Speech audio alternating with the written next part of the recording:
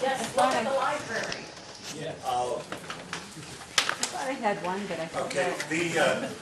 it's a good place to start. Helen is coordinating, along with Betty Conley, our other vice president, is coordinating the library display.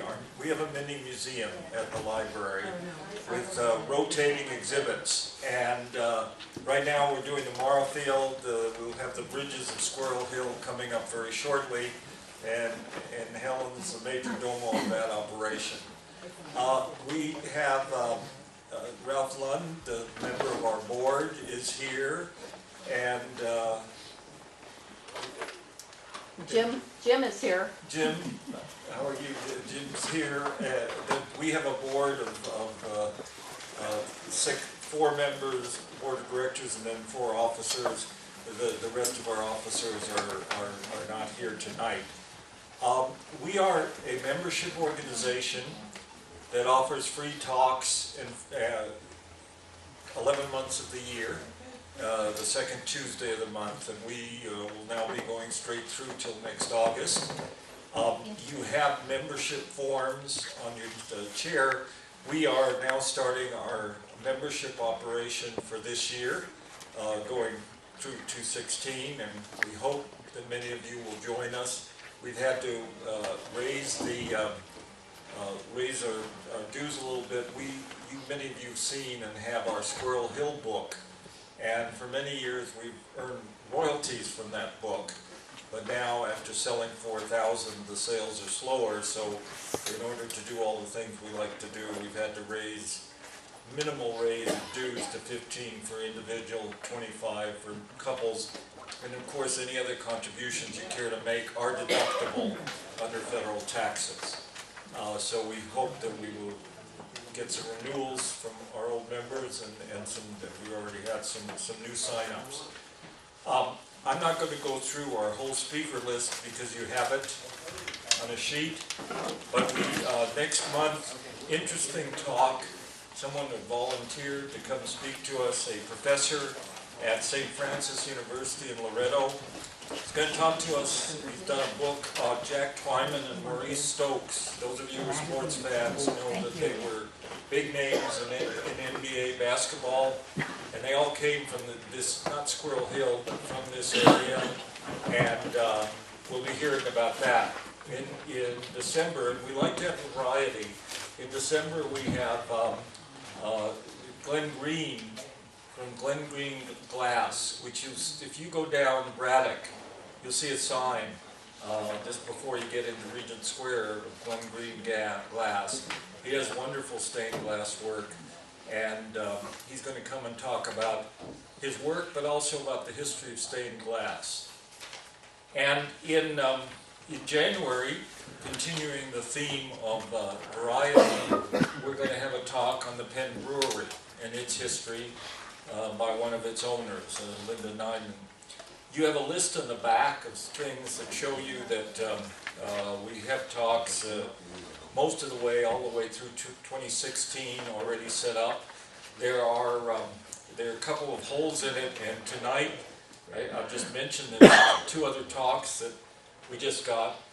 Someone's going to talk about the auto dealerships and service stations in Squirrel Hill, and just to make sure that we're global as well as local, Michael Foley, the pastor here, has asked to come and talk, and based on a trip he's taking next month, we're actually going to have a lecture on St. Francis late next year in the history of his life, because Michael is taking some Pittsburghers on a pilgrimage, and he'd like to talk about that. It's broader than we usually do, but should be interesting. So we're almost set up for all of next year. So please join, and we welcome you. And tonight's speaker has been here before, Wayne Gerhold, longtime attorney in town, very active in the coalition, Squirrel Hill Urban Coalition, since '79. So he can tell us about the very interesting history of the coalition. And then I think we'll have some information as well for in terms of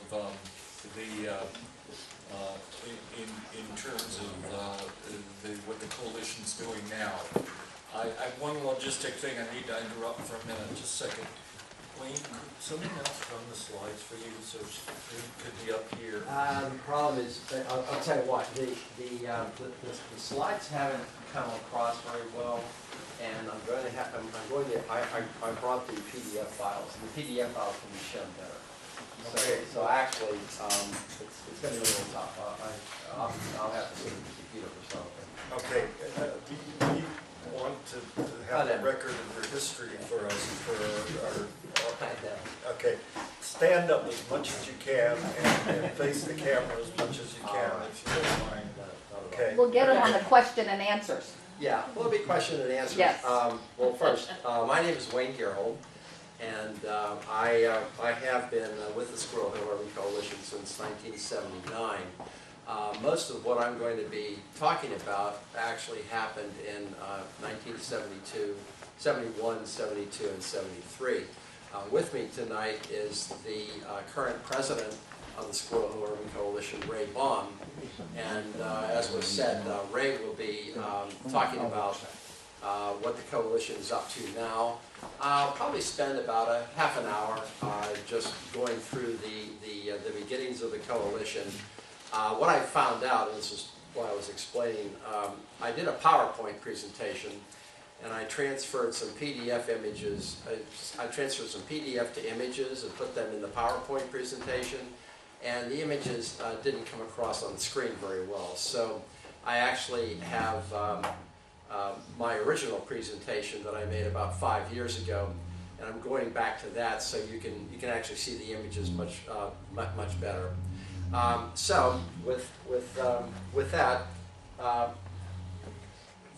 a lot of things have changed since the beginnings of the Squirrel Hill Urban Coalition. There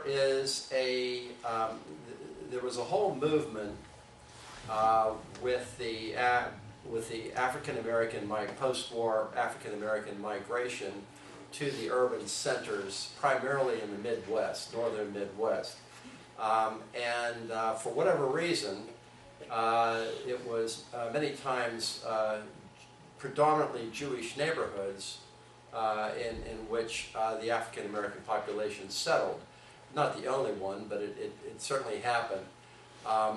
So I'm going to start with what happened in Chicago. This is not going to be a story about Chicago, but it's a perfect example of what could have happened to Squirrel Hill, and did happen in just about every urban center in the northern Midwest except for Pittsburgh.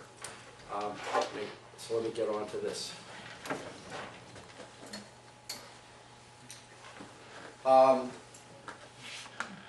If you'll note closely, this is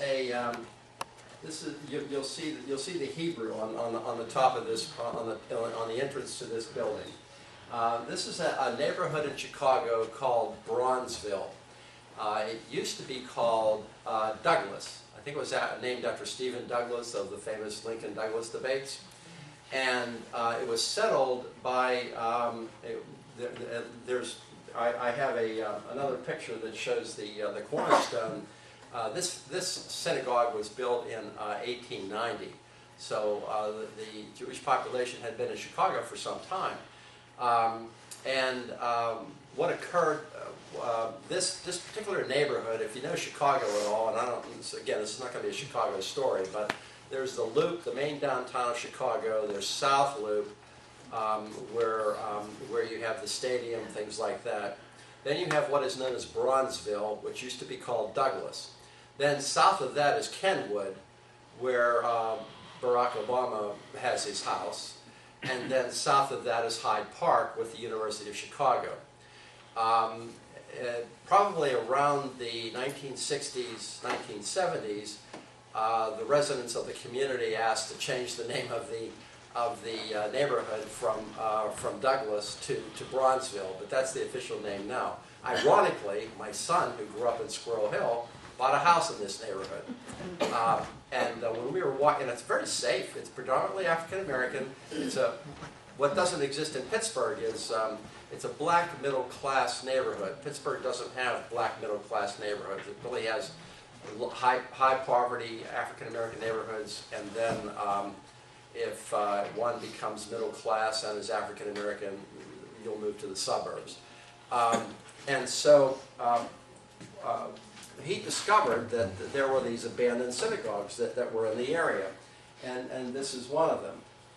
Again, there's a book that was published in 1959 called "A Neighborhood Finds Itself," and I had a client in Chicago that I did financial work with, and he knew I was a history buff, and he knew I was active in the community here.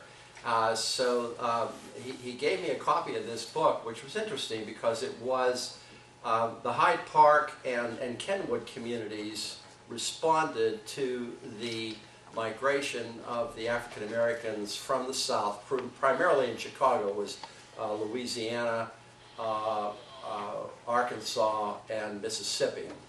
They just came up the city of New Orleans train up to Chicago, up the Mississippi Valley. Hyde Park and Kenwood formed neighborhood groups, not to exclude the African American population. In fact, Kenwood's predominantly African American, but it was a matter of a transition without any white flight that might have ended up in the destruction of the neighborhood. So this particular building is now owned by the Pilgrim Baptist Church, and you'll see on it doesn't come out very well, but you'll see a cornerstone at the bottom that says 1890. So that's at least how I can determine how old that building is. There's just signage along the side of the building. Pilgrim Baptist Church would eventually like to renovate this structure. Whether they get the money or not, who knows. This is an impressive structure. This is another synagogue that's also in Bronzeville, and it was. And I'll tell you later how at least I found out, it's unconfirmed, but it was built around 1912. And let me get a little closer shot of this. You'll see the Stars of David at the top, and my guess is that the former name of this synagogue, which is very impressive limestone structure,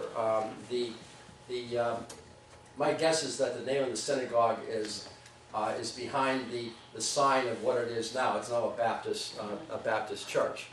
And then I like to give credit to my sources. And I'm just about done with Chicago. One of the interesting things that occurred was my son and I went out to take pictures, and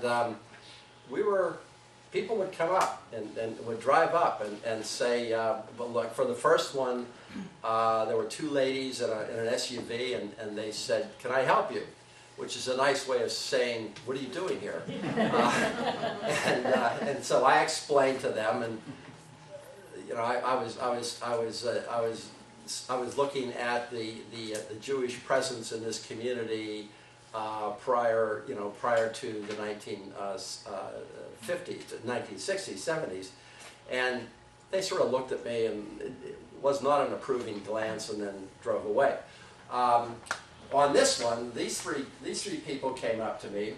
The guy on the left's first name is Washington. That's his son, and that's his grandson. I always like to cite my sources. So Washington happened to be, he knew a lot about the neighborhood and the building. It just so happened. And he's the one that told me that it was built in 1912. And he's also the one that told me that the African-American migration, post-war, World War II migration, came primarily from Louisiana, Mississippi, Arkansas. So I'm going to have to change a second here, because I'll just show you why. This is how some of these things show on this slide, but I have a better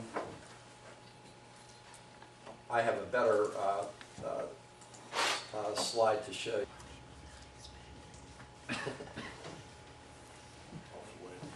Yeah, it's all for me, right? This, by the way, is Roz Sherman, noted historian, a retired historian of Taylor Alderdice. She taught both of my kids. In her previous life. in her previous life. Okay, so these are on the slides, but these are much better pictures, so this is why I have to operate now. So first, this was the slide of the book that I had talked about before. A neighborhood finds itself, dealing with Hyde Park and Kenwood, and the copyright is 1959. So that's when a lot of this occurred in Chicago. Run. Now, finally, Squirrel Hill Urban Coalition. The Squirrel Hill Urban Coalition was first conceived by the United Jewish Federation. And there was a community relations committee, and they basically, you can see the first paragraph. It was to deal with the problem confronting the urban Jewish community. And they talked about urban communities struggling, and what they were looking at is we're just formulating a proposal that will recommend the formation of an urban coalition group. And then this is a cover letter that was sent to all of these United Jewish Federation centers throughout the United States, but again, it's primarily the northern Midwest. Although there's southern, there's Atlanta, LA, and they were just asking whether or not communities, what are the other urban communities in the United States doing was the point of that. Then there was, hang on. So the task force was formed by the United Jewish Federation, and they issued a report on April 3rd of 1972. And they basically wanted to create, it was formed to create an organization to approve the improved 14th ward of the city of Pittsburgh. And you can just read for yourself. They're seeking to enhance the physical and social attributes of that community.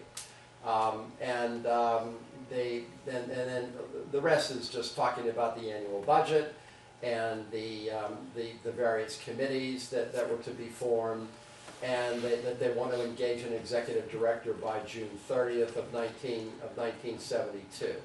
I'll leave with, I'm not going to sit here and read to you, but I'm leaving with the Historical Society these two discs, and so folks that may want to have them, print them out and whatever, can certainly have them. I hope that they're still located in the coalition offices. What I did was a couple of years ago, I went to the coalition office, went through the files, and then I copied the files there, and then I scanned them and scanned to PDF files. So that's the. Yeah, I have a bunch more that Elsie Hillman actually had. Oh, really? Yeah. Oh, that's even better. So you can give the presentation next time. And then, so then in December 21, 1972, we're still in 72, there was a task force committee chaired by Harold Bigler, and some people may know that name. And they had and this is just copied from files from the United Jewish Federation. That's still not a great file, but it just shows the original members of the board of directors. Names that are familiar to me are Ed Grinberg, who was an eventual president, Audrey Hilliard, Ivan Itkin, Larry Kaplan,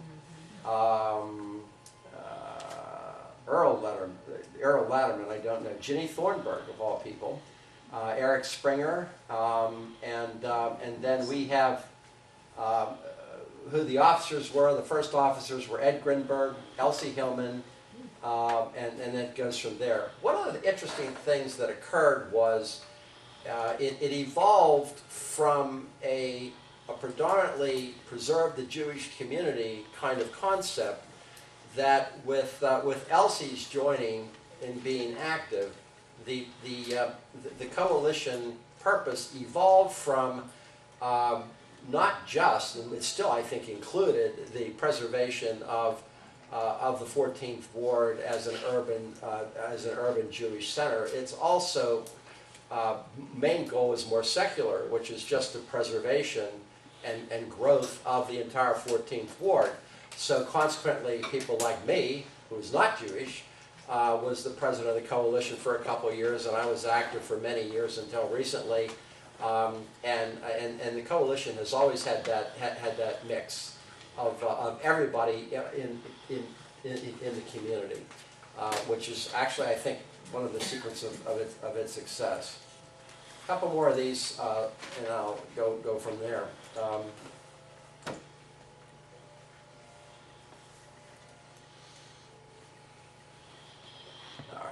There was the first meeting that occurred in January 10 of 1973. So it actually, I would say that it actually was started then as of January of 1973. This February is a cover letter from Ed Grinberg, the president, that then contains the actual minutes of those meetings. Again, not a great image, but you can see that it just talked about various nominating committees and the adoption of the bylaws. Attorney Larry Kaplan at the time obviously prepared those, and then they were then talking about who the new executive director was going to be. Mo Coleman was also very active in those days. I think he was with Pitt. He was with Pitt, if I'm not mistaken. Still is. All right.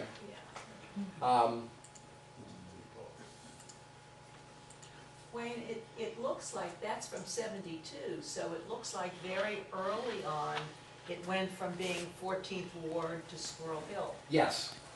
Well, the thing is, and Ray can talk about this too, the Squirrel Hill Urban Coalition has always encompassed the 14th Ward, while the name is Squirrel Hill Urban Coalition. And it's primarily Squirrel Hill as a neighborhood and Point Breeze as a neighborhood. The other 14th Ward communities, North Point Breeze and Swiss Hill Park, they're really not that active. But go ahead. Do you want to add anything, Ray? I mean, Point Breeze has their own association, but something comes up, we talk to them. Regent Square has their own association, and they frequently talk to us. But you know, our focus is mostly Squirrel. Yeah, Squirrel Hill, and to a lesser extent, Point Breeze, because we have board members who are from Point Breeze. Yep. Good board members from Point Breeze.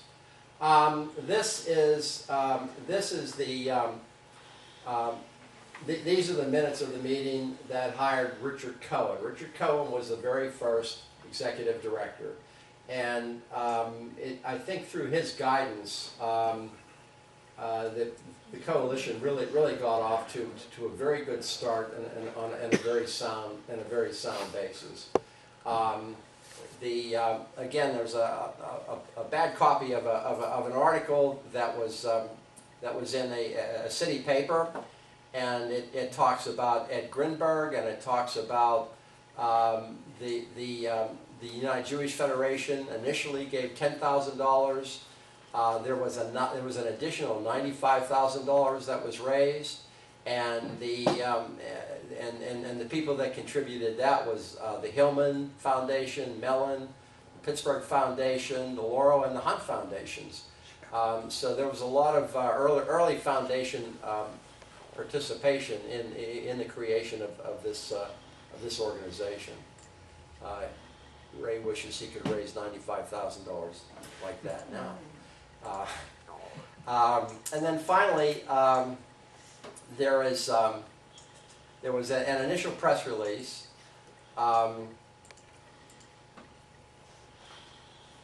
that was published. This was a cover.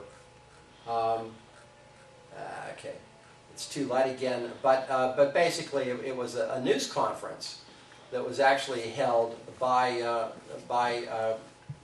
Cohen and Grinberg, And they basically, basically talked about the creation of the Squirrel Hill Urban Coalition. So hang on, I think we're about done.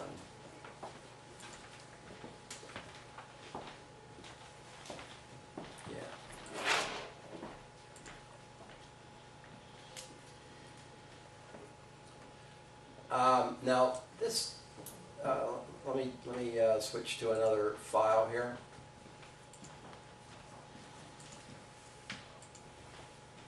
Oops.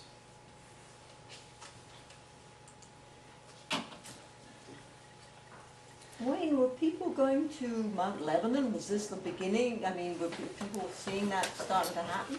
Yeah. There's no question.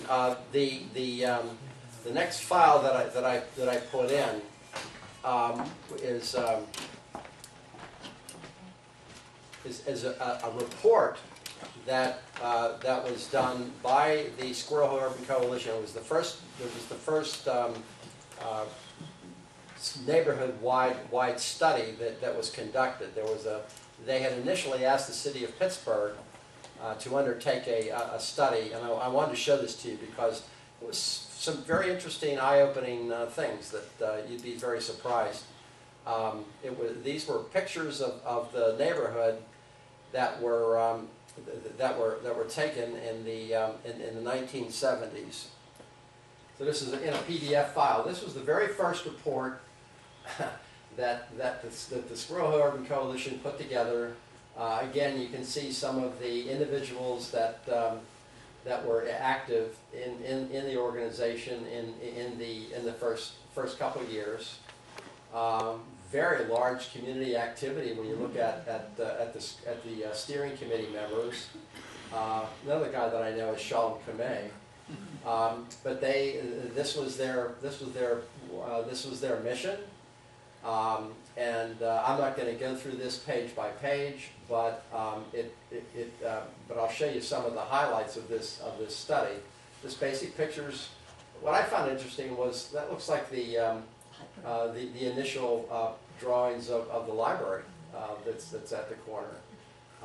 Some of the mansions that are in the community. One of the synagogues. That church is at Chatham. And again, if folks want to read this in more detail, the Historical Society will have this and can print you out a hard copy. But you'll see, this also has some history in it, which is why I liked it. The 14th Ward Civic Association in 1968 actually was looking at a plan for the stabilization of the community, and then the fateful words, nothing has been done about it. But basically there was blight that was beginning to come into the neighborhood. We forget about that now. Let me just scan here. Now that isn't Squirrel Hill, that's Hazelwood. But again, Hazelwood had already begun to deteriorate by the 70s. The Hill District obviously had already gone there. And then that's the corner of Ford and Murray, and the entrance of the Parkway entrance.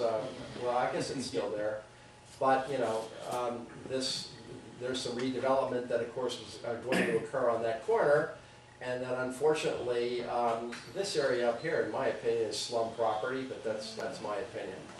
You're right. Yes. And then a cute little poem.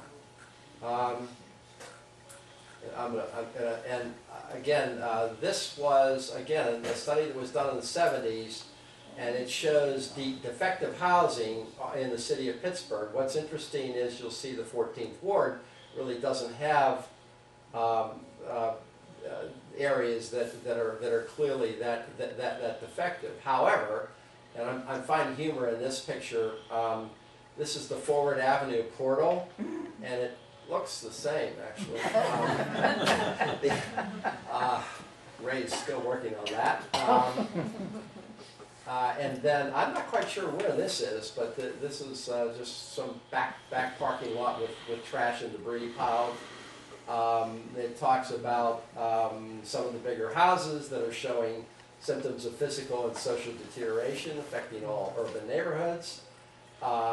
There's that's Murray Ave. That's going to be Lower Murray Avenue with storefronts boarded up, that's actually not a great picture, but that's actually one of the larger houses. I can't figure out what street that's on, but that's a vacant, open, vandalized house that's rather nice in Squirrel Hill. That's the point of this study. And then it just goes through. I won't go through every one page by page. But this was a community-wide study that the coalition had commissioned, and I want to give the credit to the people that prepared this study. That's why I'm scrolling to the end.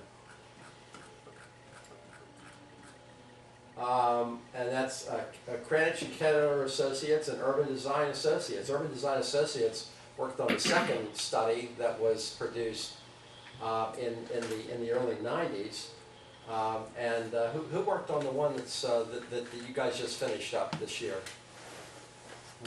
I'm not finished. Oh, you're not finished. Okay. Unfortunately, we couldn't afford anybody as professional as Urban Design Associates. Okay. They did the 1991 Yeah, they did the 91 study. master plan. Yeah. So they did the original master plan, and they did the 1991 study. Probably David Lewis back then. Okay. Yeah. Okay. Let me do one more. So anyway, you'll the other one that you haven't seen yet is the very first project was the Forbes Avenue rehabilitation. They put new water, sewer lines. There used to be double parking on both sides of the street, and they eliminated that by widening the sidewalks, and Mr. Cohen, as well as the city of Pittsburgh and the coalition board operated very closely in that entire Forbes Avenue redevelopment project. And so anything else, any questions, comments? Let me start it off. Sure. Your son was in Chicago, and so you were conscious of the changes in the Jewish urban neighborhood. Was the Federation very conscious of the same issue as it was setting up? It was actually more conscious of it than anybody else. The UJF, I would say, is the founding organization of the Squirrel Hill Urban Coalition, followed by Elsie Hillman, that then converted it to an entire neighborhood-wide, regardless of ethnic background, neighborhood.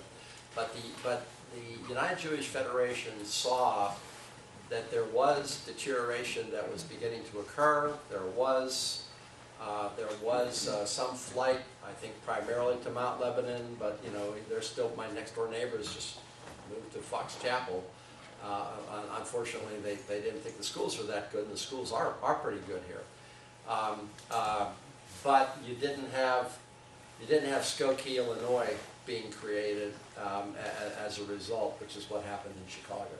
But there was also the living proof of Stanton Heights and what happened to the community there just a few years before. And that was a Jewish community?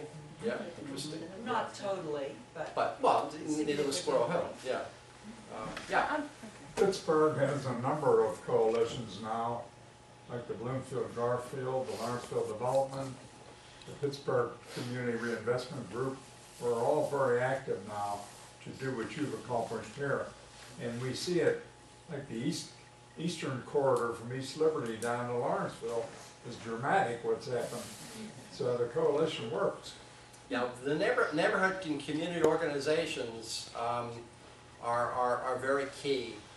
It's not something that the city government can do. It takes a real community effort. You gotta. Well, I don't know the Stanton Heights story. Maybe Yeah. everybody else does, but I'd be interested in knowing what happened there. And then this woman mentioned, and you said Mount Lebanon. Why were people moving to Mount Lebanon? Well, because I think today there is a Jewish presence in Mount Lebanon. For example, the United Jewish Federation has a JCC in Mount Lebanon. There are synagogues throughout the area, but primarily I think the next suburban concentration of ethnic Jewish people is indeed Mount Lebanon. What do you want to say anything about Stanton Heights here? Just that there was a thriving, predominantly white, significantly Jewish population in Stanton Heights that developed after World War II. And It was nicely urban built then, right? It was nicely built after World War II. yeah. Interesting, yeah. And there was a Jewish community center on Negley Avenue at Stanton, was it Stanton and Negley? Right on one of those major intersections. There were synagogues all over the East End. Peabody was very competitive with Alderdice in those years. What years were they? Yes. This is a historical society. We need to know dates here. 60s, 70s, Yeah, Okay.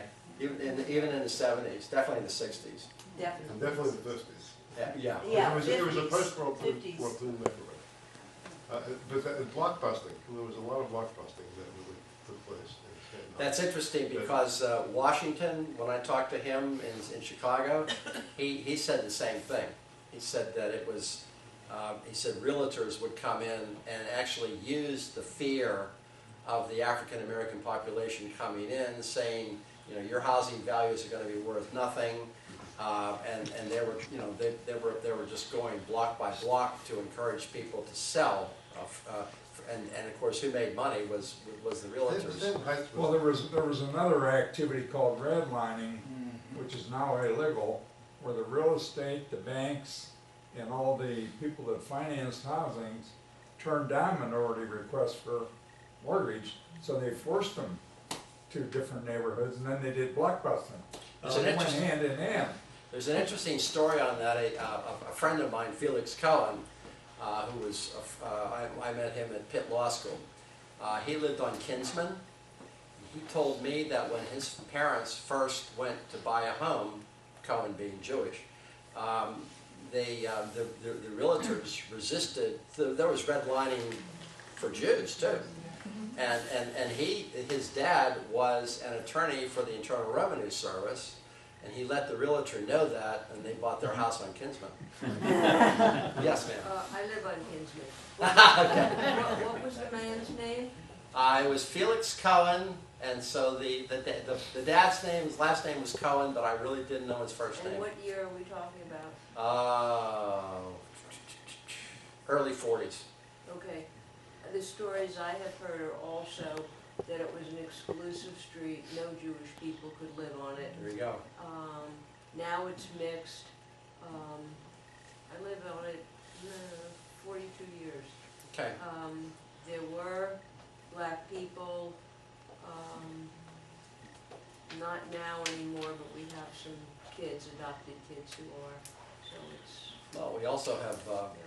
the coach of the Steelers on Shady, and which is an interesting story too. The story Well, with the the paper. fair housing laws have done away with redlining, Yeah, because it's illegal to do it, and, it is, but I still think people find ways sometimes.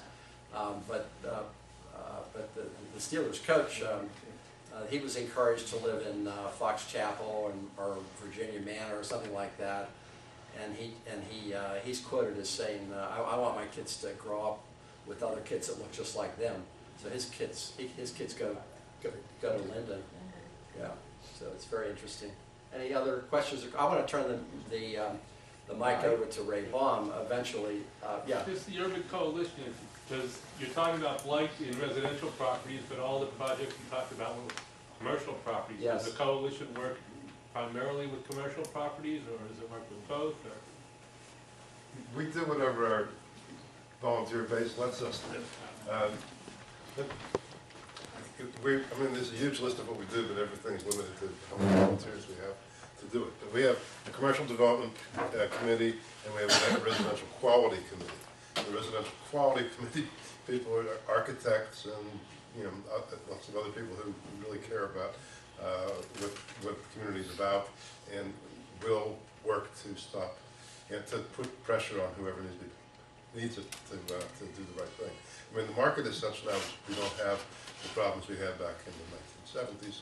The market is really strong, so we're blessed with that. I mean, there's plenty of investment, rents can be gotten. There are some pockets there. There's properties back on Mayburn Road. I'm pointing to a slide that's not there anymore, but the properties back on Mayburn Road, which are behind the Squirrel Theater and behind the Moorfield Apartments, nobody's putting money in those for a long, long time. If you, how many of you get Squirrel magazine? In the last, I brought a pile back there, but most of you already have it. In the article I wrote in the President's column this month, talk about those properties, that they tell me how much money they put into them and they brought them up. I haven't seen any evidence of it. I'm going to dig deeper to see if they actually ever pulled any building permits or did anything. But those are all residential, and that's a whole area where if you walk around and you take pictures, as I have, you'll see the porches are cracked, foundations are cracked, windows are broken, and it's affordable. You know, people who live there are not paying high rents, and we don't want to force them out. On the other hand, we want building codes to be met, and the places to be decent, safe, sound, and sanitary. And that's sort of what I've spent my life doing, actually, is affordable housing for everybody. Ray's also an attorney downtown. Yeah. The magazine goes out to 15,000 homes and businesses in Squirrel Hill. One of our most prolific and constant and best reporters or writers is sitting back there, Helen Wilson, who we've had, that's been our most constant connection with the Historical Society, and it's very, very much appreciated. I really would like to hear more about the history of Stanton Heights versus Squirrel Hill, and what went on in the 70s and 80s, because I have ideas, but I'm not sure what happened. I know Stanton Heights was a new community that was built pretty much after World War II. It was more, it was more middle, working class than it was. It didn't have the mansions of Squirrel Hill. It didn't have the business district of Squirrel Hill. It didn't have the institutions of Squirrel Hill, although it did have the Jewish Community Center there that did close. As I understood it, a lot of the fault goes to urban redevelopment, who took the downtown East Liberty business section and tore up all the streets and built this, what is it called? It goes this loop that goes around East Liberty. That circle, which pretty much is gone now. Right, so that cars drove around East Liberty but weren't going into East Liberty. And that just killed the East Liberty business community, which then killed. Well, they also demolished most of the housing in East Liberty and dispersed the people living there. And they also did the same thing in Lower Hill District in the late 50s, or late 50s really, to build the Civic Arena. And they dispersed thousands of people there. And when they built the East Street Expressway, they displaced thousands of people there. That finally got laws passed to make sure people were compensated and provided with relocation. That actually is one of the things that spawned the Federal Uniform Relocation Assistance Act. A lot of that Stanton Heights property was built on the Stanton Heights golf course. It was torn down and it was choice property. What affected that community the most was the public housing, which was right across the road, which obliterated Garfield. Yep. And that's all made a big comeback now. But Stanton Heights was very much of a middle class and upper class area. It was working people that pay taxes. It wasn't mansions, but it didn't have the staying power Squirrel Hill had. I mean, we're really fortunate at Squirrel Hill. The Federation really paid attention. Lots of other institutions paid attention, and they were able to marshal the resources. We were also very fortunate that it's about 23 years ago now, I'm trying to remember the exact time, but the Federation and a lot of other people invested a tremendous amount of money in institutions that kept people in Squirrel Hill. And whereas in other cities, those same institutions were fleeing the city and moving to the suburbs. And I'm talking about the brand new Jewish Community Center, Weinberg Terrace, so we could keep our seniors in the community. When when St. Philomena's emptied out and closed down, it became a Jewish day school. The Jewish Home for the Aged was completely rebuilt and replaced by with very, very large investment. The investment that was made by the Jewish community in those institutions was tremendous. And then our 1991 master plan called for 9 Mile Run to become a residential planned community.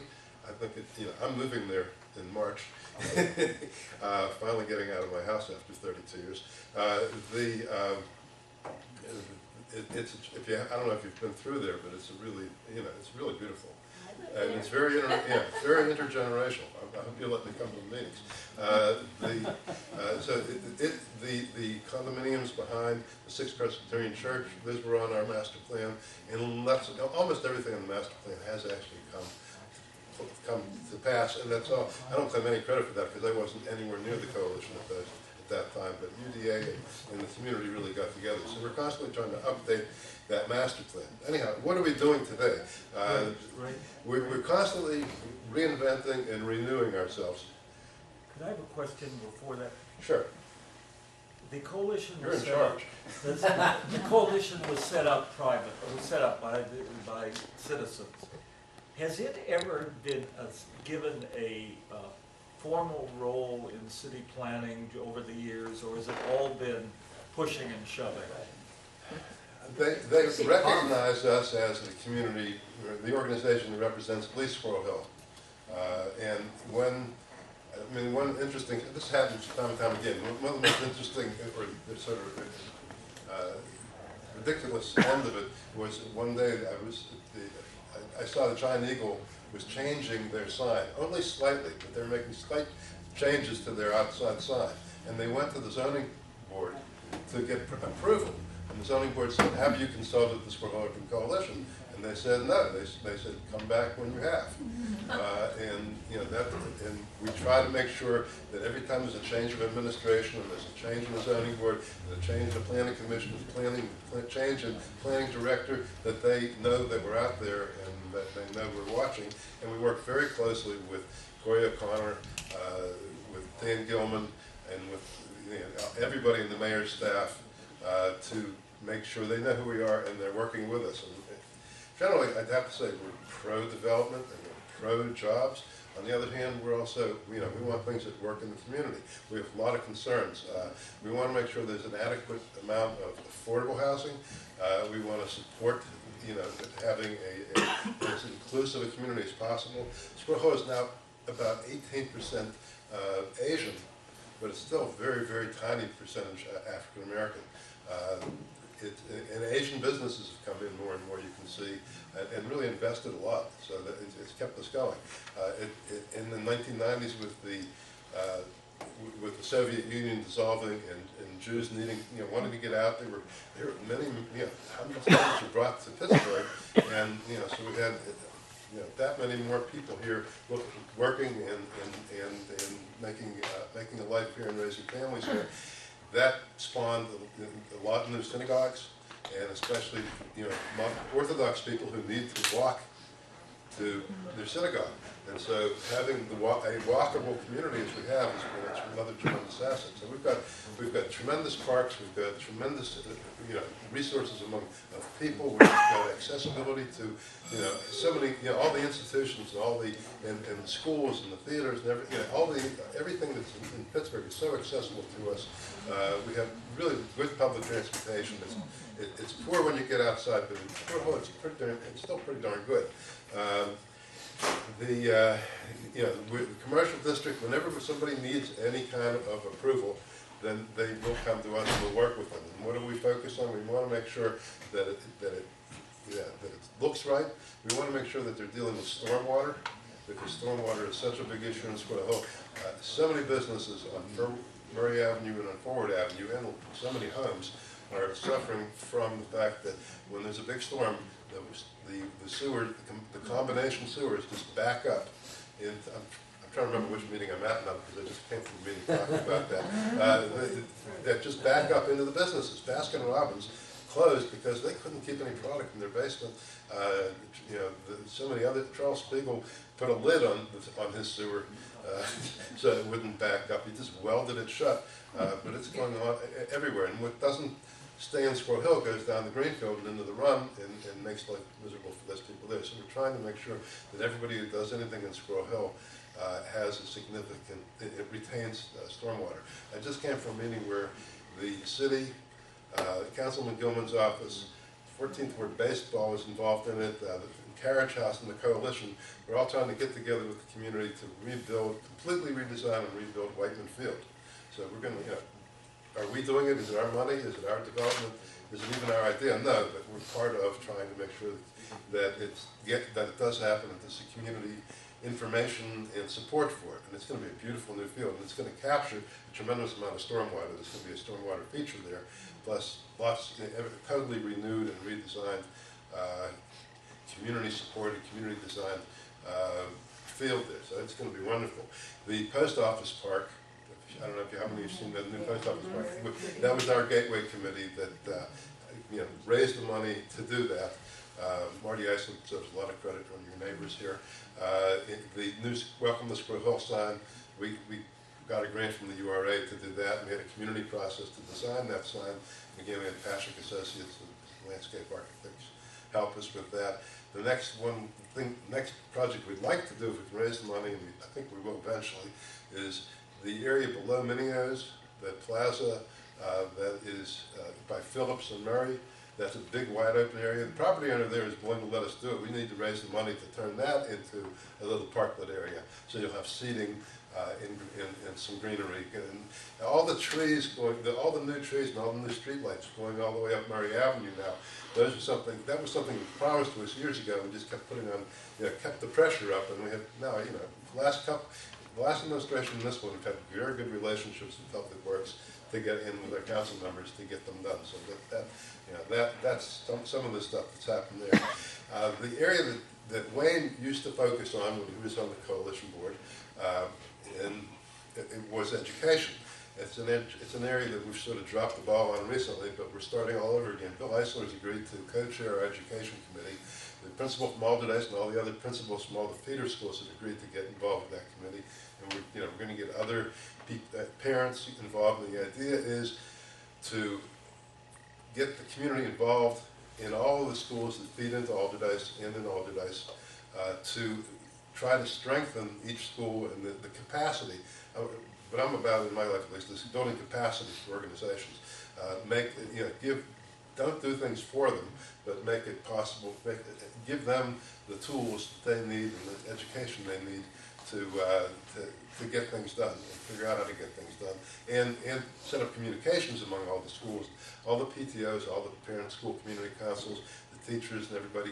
Get us all together. I mean, Principal Alderdice said, "I want to be on your committee, but it's a conflict." I said, "No, it's not a conflict. We're all in this together. It's all, we're all trying to work together. If there's some time where we're going to criticize you, you'll have to live with that. But really, that we all have thick skins. We can do that. So that's. What we really need to do is get some funding for that, which I think we can do, to have a half-time person support all these schools, because they really desperately need our support now. If anything is keeping Squirrel Hill together, and if there's any one thing, and there's a million things to do, it's education. It's having Alderdice's crown jewel and having all the other schools. And the property values keep going up and up and up in Squirrel Hill, and I think it's the parks, all the connections, the people that live here, but the schools. Without the schools, we don't have that at all. I probably am talking a lot more than I should, but just to tell you some other things we're doing. The night market, I don't know, did any of you go to the recent night market? It was the idea of our executive director, but it really was a young guy, Alec Rieger, who thought of it, sort of pushed it on with Next Gen Pittsburgh, but I think he's pretty much done with it. He thought of it, it happened, and now we're going to try to keep it going with the new Squirrel Hill Business Community Group up to Squirrel Hill and the Coalition and Councilman O'Connor's office, because it really seemed to have been a big hit. I went to the last one, went from 6 o'clock to 10 o'clock, and it was nonstop, people 5 abreast, going around and around, to all the booths and all the food trucks. The restaurants were selling out. I mean, the first night market, I know all the restaurants in Squirrel Hill sold out before half the evening was over, and they had to stock for more food this time. We did a special event at the O'Connor Golf Course, which we'll repeat, just to get people out there to play in the friendly golf course.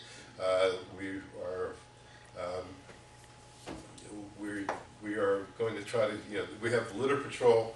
Once a year, the litter patrol gets dozens of people out there picking up litter all over Squirrel Hill with wooden bags. I took my grandsons out. They had a great time. They were 7 years old at the time. They got to use one of those things where you can pick it up a lot easier than you could use one of those grabbers, but the grabbers were great, and we filled up many bags full of litter.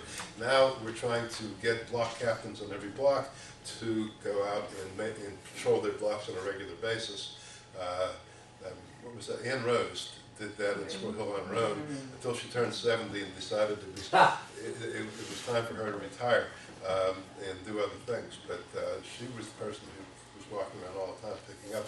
We're trying to reproduce that. That's not an easy thing to do. You remind me of a question I've always wanted to ask, and that is, can we not, are people paying such high rents that the businesses don't want to clean up in front of their stores? I mean, you go around all over the world, shop owners take pride in what's in front of this. And the sidewalks are broken up. Forbes Avenue really needs to fix up their sidewalks. Murray Avenue does too. There's a lot of stuff that needs to be done. I mean, there's Business and Professional Association. It's renewed now. The old one fell apart. The new one, as a director now, it's going to be a struggle because they're going to raise money. We are very fortunate because the coalition, as I said, it's constantly being reborn, and it sort of lost touch with the business community. I don't know how. It lost touch with the foundation community. We're trying to rebuild that now. We're actually getting money again from some of the people that used to give us money. McCune gave us money for our website. The Jewish Federation gave us money for Forbes the Forward Murray area to plan now. We worked with 2 graduate architecture classes at CMU on this and I say we, and that's not me. It's all the dozens of people that do this stuff. I can't even keep up with what's going on. To come up with plans and work with the community to come up with at least ideas of what to do and show the property owners and potential developers that we will support them and work with them. And the mayor has pledged, as I said in here, I think, the mayor has pledged to try to work a parking garage into it and to make significant neighborhood improvements, especially to that really challenging intersection of Forward and Picasso and Murray Crossing. Squirrel Hill has a true historic treasure in the form of the Mary S. Brown Church and the associated cemetery that's next to it. The church is disintegrating before our eyes. Can the coalition do anything to... If you want to head the committee to do it, we'll support you. I mean, that's, it's like if somebody has an idea and wants to push it, we will work with you and try to get more I people. mean, Helen has tons of information. I know, she's written about it, and I know, it's on Beechwood Boulevard by Loretta Street. What's the name of that little street there? Federal Hill. Celine? Celine Street. Celine, Federal Hill, and Beechwood. Yeah. Yeah. It's not been on our radar, but, again, when people say, would you like to do this, I say, we're just a bunch of volunteers. So we're lucky. We finally got funding and we're able to raise enough money and to our Citizen of the Year dinner, and not Citizen of the Year dinner, Treasure Dinner. Treasure Dinner. Stacey Summers would kill me if I used that name. She rebranded it. We've raised enough money in memberships and so forth to have an executive director. That's it. With one employee and a magazine editor who's very part-time and very underpaid. And by the way, that's right, in here you'll see the Treasure Dinner is next Thursday at the Pittsburgh Golf Club. It's just a party, there's no speeches, and nobody will stand up here like me and talk until you can't stand it anymore. It's just some videos that are very nicely done and honoring our great honorees each year. Yes. So that's Not this Thursday, but next Next Thursday. This Thursday, a neighbor says she got something from the coalition saying we're holding a sort of open thing at Yes. the JCC. Yes, yeah. So how I did- should know more about that. There is an open house at the JCC to talk about all planning issues in How do Squirrel people who Hill. aren't members of the JCC get in for that? How You do just walk in, it's open. I mean, we haven't gotten the word out as well as we should. The idea is to get as many people out as, it's So we not should talk got it up. anything to do with the JCC, except that they're letting us use the room. What time does it start? It's a good question. Sorry. I should know this. Rich Fader is organizing this one. 6 o'clock. So we should talk that up to people and say, hey. Yeah, I mean, you're very much involved with the coalition and the commercial development committee, and this is something that anything to do with commercial development and residential quality, that's the place to be. And it's talking about connecting Squirrel Hill through bike trails and walking trails, increase those. It's talking about any developing Ford, the Ford Murray area, which is really, I mean, the Ford Murray area desperately needs it. You can read my article, talk about where we are, and I'm not going to talk any longer because I'm being given the bum's rush here. But I really appreciate the opportunity to talk to you and bring you up to date, and we'll really invite more membership and more active, for partnership with the Historical Society. Thanks. It's a great organization. Thank you. We appreciate it very much.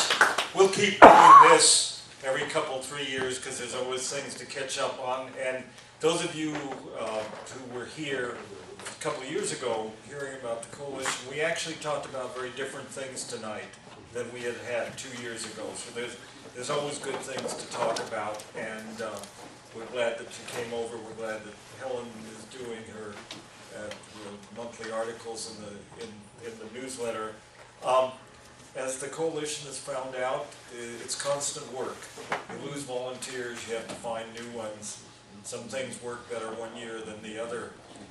Just before we finish, first of all, I garbled one of our board members' name, Jim Hammond, in the back. I had the last name messed up. Secondly, when we finish here in a couple of minutes, we have a tradition of people helping us take their chairs and put in the stands in the back, if I could get that help.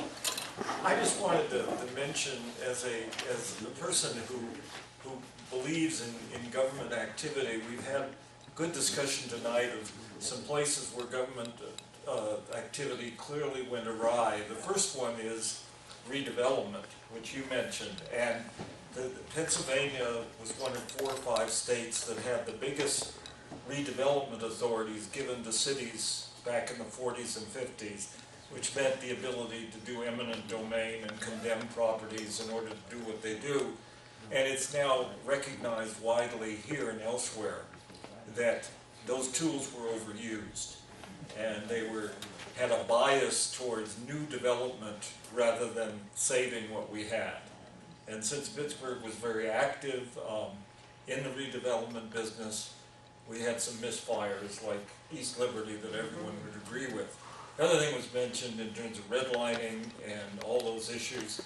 The FHA, which is part of HUD now, is clearly recognized now. In the 30s and 40s, it contributed and was an active partner in redlining in many communities, including a lot in Chicago, where they just simply, in order to protect their investments in insuring mortgages, actually had credit standards and stuff that made sure that some neighborhoods would be exclusively one way, and when they passed the line as the neighborhood ring was looking at, and they were now defined as going another direction, government policy actually pushed it that way. Much later, the FHA got incorporated into HUD, the Federal Housing Agency, which has a very different orientation. But I was in HUD for a while, and 10, 20 years later, there were still tensions between some people in HUD, most people in HUD, who were in favor of affordable housing, and the old FHA types that really had very little interest in affordable housing at all. They just wanted to insure mortgages. So along the way, we've had a a few government missteps of rather serious nature. One of the significant things that's happened, the banks have to face what they call CRA ratings, which is called Community Reinvestment. That was initiated by Senator Graham from Texas. Now if a bank is in a community, they better be giving back to the community, or else the Federal Reserve will give them a black mark or no gold star. So they're very sensitive to that. It's a different climate, but we're still dealing with people, and we're still dealing with neighborhoods who don't want to open up one way or the other, and this is an issue that will continue. Other cities were much more affected than Pittsburgh, but Pittsburgh had its share in all of that, right? Apropos, I mean, I don't want to take up more time, but what strikes me about what you just said, and I'm thinking a little bit more about Stanton High Liberty, is what really kept Squirrel strong was a strong community organization, which Stanton High didn't have. East Liberty had a community organization, it was in complete disarray. East Liberty Development Corporation was in complete disarray. Around 2000 or so, they completely reorganized.